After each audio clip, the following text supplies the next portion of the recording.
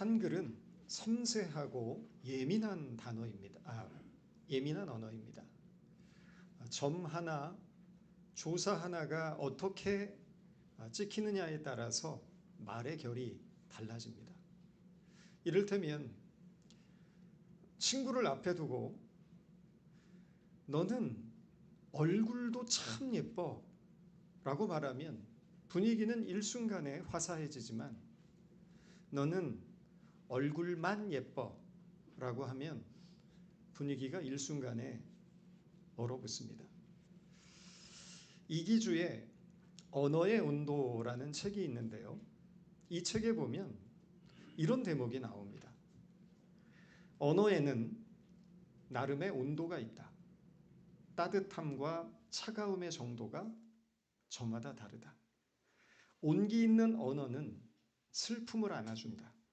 세상살이에 지칠 때 친구와 이야기를 주고받으며 고민을 털어내고, 어떤 이는 책을 읽으며 작가가 건너내는 문장에서 위안을 얻는다. 용광로처럼 뜨거운 언어에는 감정이 잔뜩 실리기 마련이다. 말하는 사람은 시원할지 몰라도 듣는 사람은 정서적 화상을 입을 수 있다. 얼음장같이 차가운 표현도 위태롭기는 마찬가지다. 상대의 마음을 돌리길커녕 꽁꽁 얼어붙게 만든다. 말에는 힘이 있습니다. 살리기도 하고 죽이기도 합니다. 위로가 되기도 하고 상처를 주기도 합니다. 혹시 우리가 누군가에게 무심코 내뱉은 말 한마디 때문에 소중한 사람이 곁을 떠났다면 그것은 말의 온도가 너무 뜨거웠기 때문일지 모릅니다. 누군가 나를 향해서 마음의 문을 닫았다면 말의 온도가 너무 차가웠기 때문일지도 모릅니다. 저도 살면서 내가 왜 그때 그 얘기를 했을까 후회되는 순간이 있습니다. 말이란 것은 입에서 나오는 순간 사라지는 것 같지만 사실은 누군가의 마음속에 오래도록 남습니다. 특히나 가까운 사람에게 한 말일수록 더 깊이 새겨집니다. 화를 이기지 못하고 던지는 한마디, 별뜻 없이 지나가는 문장 하나가 누구에게는 오래 지워지지 않는 상처가 될 수 있다는 것입니다. 말이란 것은 마음의 그림자와 같습니다. 내 안에 무엇이 있는지가 결국 말이 되어 흘러나오는 것입니다. 급한 마음은 거친 말이 되고, 두려움은 날카로운 말이 되고, 사랑은 부드러운 말이 됩니다. 우리의 말이 누군가를 무너뜨리는 말이 아니라 지친 마음을 일으켜 세우는 따뜻한 손길이 될 수 있기를 바랍니다. 이것이 그리스도인의 언어입니다. 오늘 본문에서 야고보는 신앙의 본질을 건드리는 중요한 질문을 던집니다. 당신은 말씀을 듣기만 하는 사람인가? 아니면 말씀을 듣고 행하는 사람인가? 라는 질문입니다. 본문은 믿음이란 것은 단순하게 깨닫고 아는 것에 그치는 것이 아니고 듣고 깨달은 바를 살아내는 것에 있음을 강조합니다. 야고보는 교회를 다니는 사람들, 말씀을 듣는 사람들, 신앙을 가지고 있다고 자부하는 사람들에게 이렇게 말합니다. 듣기만 하여 자신을 속이는 사람이 되지 마십시오. 이 말씀은 단순한 권면이 아닙니다. 신앙인의 가장 큰 위험이 자기 기만에 있다는 것을 경고하고 있는 것입니다. 야고보는 말씀을 듣기만 하는 사람을 단순히 게으르거나 부족한 사람이라고 말하지 않습니다. 자신을 속이는 사람이라고 말합니다. 왜냐하면 하나님의 말씀을 들었다는 사실만으로 자신이 이미 변화된 사람이라고 착각할 수 있기 때문입니다. 오랜 세월 교회를 다니고 설교를 듣고 성경을 읽고 은혜를 받았다고 느끼지만 정작 삶의 내용은 별로 변하지 않는 사람들이 많습니다. 때로 마음이 뜨거워지는 경험도 하지만 말은 여전히 거칠고 생각은 늘 자기중심적이고 이웃과의 관계는 차갑고 메말라 있을 수 있습니다. 자기 기만은 말씀을 알고 있으면서 말씀 앞에 자신을 진실하게 내어놓지 못하는 태도입니다. 진리를 들었으나 진리가 나를 고치도록 허락하지 않는 것입니다. 가장 위험한 신앙은 말씀을 모르는 신앙이 아닙니다. 오히려 말씀을 많이 알지만 그 말씀에 익숙해져서 더 이상 떨림도 회개도 순종도 없는 상태입니다. 처음 신앙생활을 시작했을 때는 말씀 한 구절에도 마음이 찔리고 한 구절의 말씀 앞에서 오래 머물렀습니다. 그러나 시간이 흐르면서 말씀을 아는 것이 사는 것보다 앞서게 되면 우리는 어느새 말씀을 판단하는 자리에 서게 됩니다. 말씀은 원래 우리를 변화시키기 위해서 주어진 것인데 익숙함은 그 날카로움을 무디게 만드는 것입니다.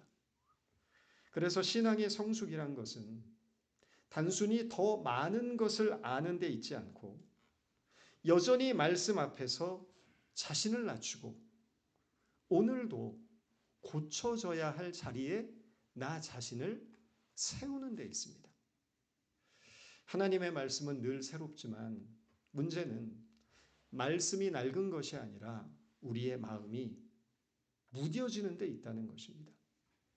야고보는 매우 인상적인 비유를 사용하고 있습니다. 본문 23절입니다.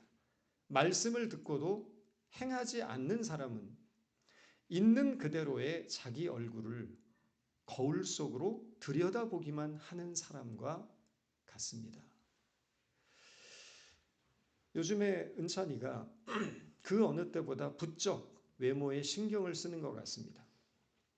교회에 올 때는 그냥 편하게 또 부시시하게 오기도 하는데 학교 갈 때 보면 거울 앞에 서 있는 시간이 너무 깁니다.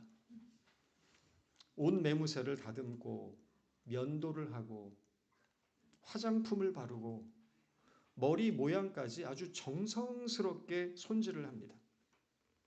작은 스타일 하나에도 굉장히 공을 들입니다.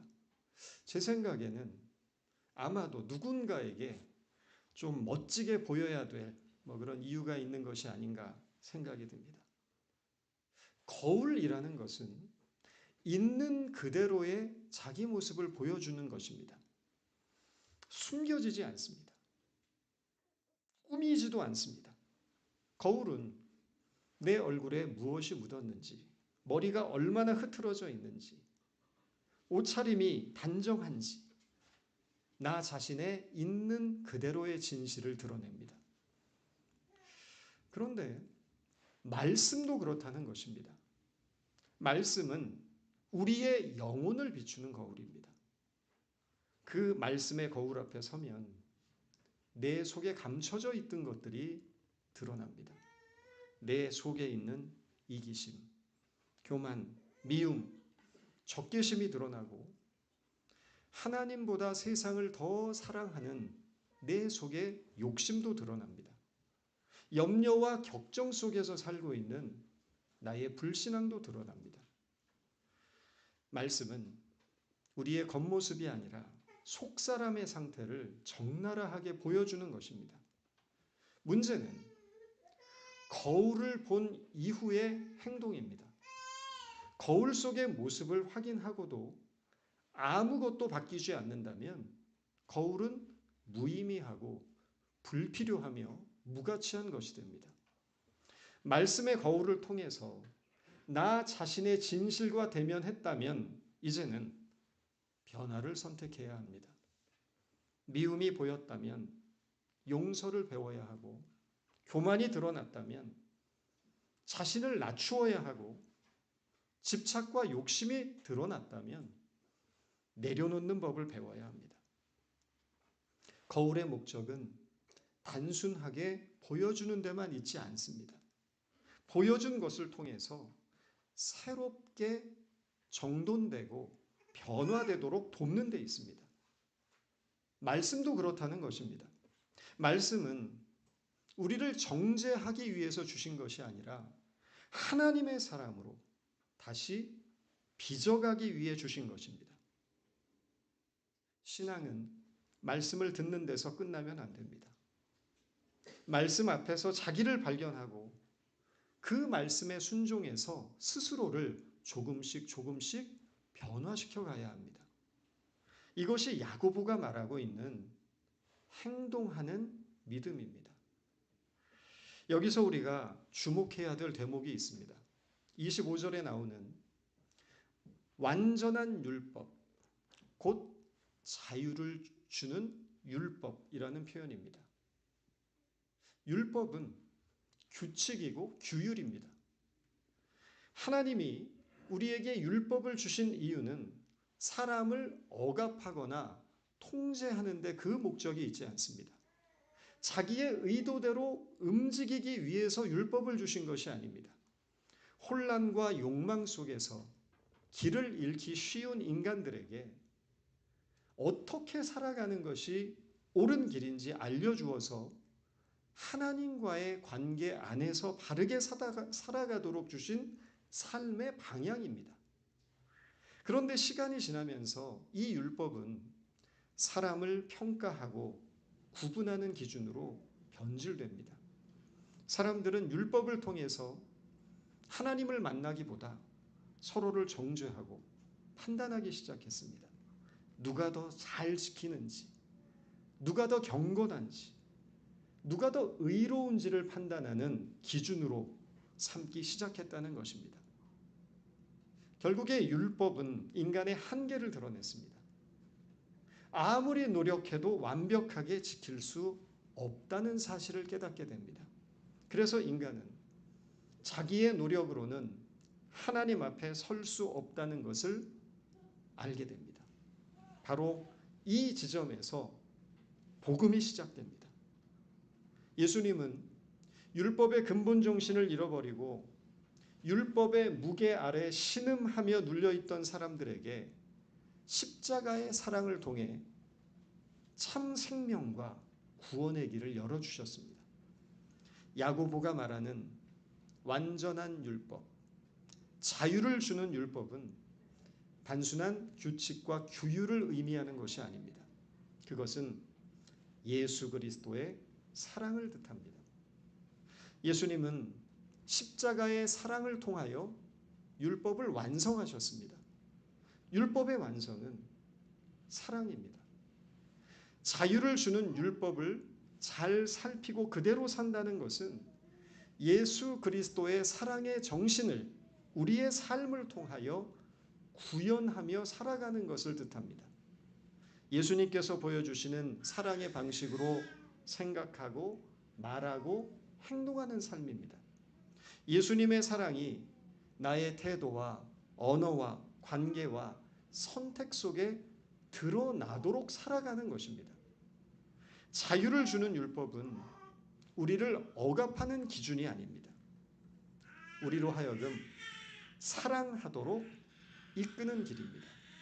그래서 말씀을 따라 산다는 것은 어떤 의무감에 질질 끌려 살아가는 삶이 아니고 은혜를 경험한 사람이 자발적으로 선택하는 삶이라는 것입니다. 예수님의 사랑을 깊이 알아갈수록 우리는 더 이상 그렇게 살아가야 하니까 살아가는 사람이 아니고 사랑하기 때문에 살아가는 사람이 됩니다. 사랑이 동기가 되는 삶입니다. 야고보가 말하는 행함은 단순한 종교적 행동이 아닙니다. 그것은 사랑을 삶으로 번역하는 일입니다. 그때 비로소 우리는 말씀을 듣는 사람을 넘어서 말씀을 살아내는 사람이 됩니다. 말씀을 살아낼 때 우리의 신앙은 머릿속에 들어있는 지식이 아니고 삶의 열매가 되고 향기가 됩니다. 이어서 야고보는 놀라운 약속을 합니다. 이런 사람은 그가 행한 일에 복을 받을 것입니다. 우리말 복으로 번역된 헬라어는 마카리오스입니다. 그런데 이 마카리오스는 마태복음 5장에 있는 예수님의 산상수훈에서 반복적으로 사용되는 단어입니다. 바로 팔복에서 말하는 그 복이 마카리오스입니다. 심령이 가난한 자는 복이 있나니, 긍휼히 여기는 자는 복이 있나니, 애통하는 자는 복이 있나니, 의를 위해 핍박을 받는 자는 복이 있나니, 화평하는 자는 복이 있나니. 바로 그 팔복의 복이 오늘 본문 말씀에 또다시 등장하고 있는 것입니다. 마카리오스는 단순하게 물질이 많아지고 형통하는 차원의 축복이 아닙니다. 이 복은 말씀을 따라가는 사람에게 찾아오는 만족과 자유함, 하나님과의 바른 관계 안에서 누리는 충만함입니다. 세상은 소유의 크기를 가지고 복을 판단합니다. 얼마나 많이 가졌는지, 얼마나 성공했는지가 복의 기준이 됩니다. 그러나 성경이 말하는 복은 그런 외적인 조건보다 존재의 상태에 더 가깝습니다. 하나님 안에 머무르며 하나님의 말씀에 따라 살아가는 사람에게 주어지는 평안과 내적인 충만함입니다. 말씀을 살아내는 사람은 모든 삶의 문제가 사라져서 복된 것이 아닙니다. 여전히 어려움이 있고 시련이 있지만 그 속에서도 흔들리지 않는 중심을 갖게 됩니다. 상황이 아니라 하나님에게 뿌리를 두고 살아가기 때문입니다. 배에는 겉으로는 눈에 띄지 않지만 배를 지탱해주는 가장 중요한 장치가 하나 있습니다. 그것은 자이로스코프입니다. 배가 거친 파도와 바람을 만나 흔들릴 때 뒤집히지 않도록 끊임없이 중심을 유지하는 역할을 하는 것이 바로 자이로스코프입니다. 바다는 잔잔하지 않습니다. 늘 요동칩니다. 예상치 못한 파도가 밀려오고 방향을 잃게 하는 짙은 안개가 끼기도 합니다. 인생도 딱 그렇지 않습니까? 늘 흔들립니다. 우리의 인생은 상황 때문에, 사람 때문에, 우리의 욕심과 두려움 때문에 중심을 잃어버릴 때가 너무나 많습니다. 그런 우리의 중심을 예수 그리스도의 말씀에 두어야 합니다. 그래야 요동치는 바다와 같은 삶의 항해 속에서 표류하지 않고 중심을 잡을 수 있는 것입니다. 지금 여러분의 중심에는 무엇이 자리를 잡고 있습니까? 우리의 생각과 선택과 말과 행동의 중심에 그리스도의 말씀이 있기를 바랍니다. 그래야 말씀을 살아내는 사람이 될 수 있습니다. 그리고 그때 우리의 삶은 흔들려도 침몰하지 않는 믿음의 항해가 될 수 있음을 기억하시는 여러분 모두가 되기 바랍니다. 기도하겠습니다. 주님, 듣는 믿음에 머물지 않고 행하는 믿음으로 살아가야 함을 깨닫습니다. 말씀 앞에 머물지 않으며 끊임없는 요동치는 이 세상 속에서도 늘 그리스도의 말씀을 중심에 두고 그 말씀을 적용하고 실천하는 순종으로 이어지는 저희가 되게 하여 주옵소서. 이 한 주간도 말씀 안에 머물며 복된 삶을 누리는 저희들 모두 되기 원하며 예수님의 이름으로 기도드렸습니다.